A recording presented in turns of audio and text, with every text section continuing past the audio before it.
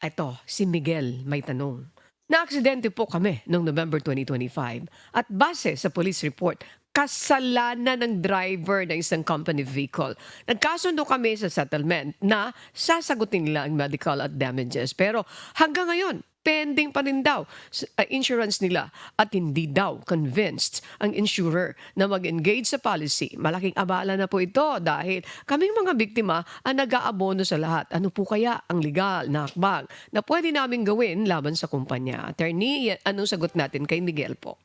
Opo, napakaganda ko yung sitwasyon. Ang magandang, kasi ako naging bilang bago rin ako nag-abogado, nagtatrabaho rin ako sa insurance, kadalasan ganun yung mga kaso namin.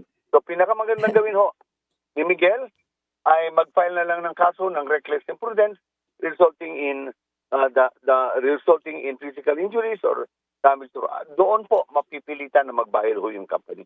Ganun lang kasimple ho. Kasi lalong-lalo na ganyan may problema sa insurance. Kasi lahat ng mga kumpanya, lalo-lalo alam nila insured sila, hahayaan na lang insurance. Ngayon, kung may kaso, mapipilitan silang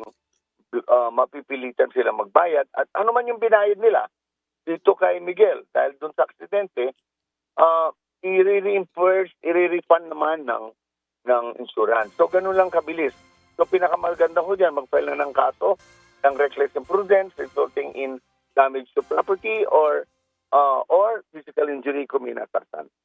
Parang sinasabi ni Ms. Yaki ni attorney, nako, anything that's something to do with the accidents na katulad nitong binabanggit ni Miguel, na nirereklamo ni Miguel, nako, mas magandang ma-resolve yan sa korte. Kasi kapag hahayaan mo ng ganyan, ay nako, baka takbo-takbuhan ka lang na yan. Mas madaling ma-resolve yan kapag i-filean mo ng kaso. Ayun, Ms. Tama po yan. Yaki. Opo. Oh, yan ang sinasabi ni At attorney Noel. Yes. dalawa ho Opo. pwedeng i-file na kaso, isang criminal case at civil case. Yung criminal case, yung driver po ang pwedeng kasuhan na normally incorporated na yung civil case, pero pwede mo rin kasuhan yung company ng civil damages. Ganun po yon para at least mapabilis ang pagbayad.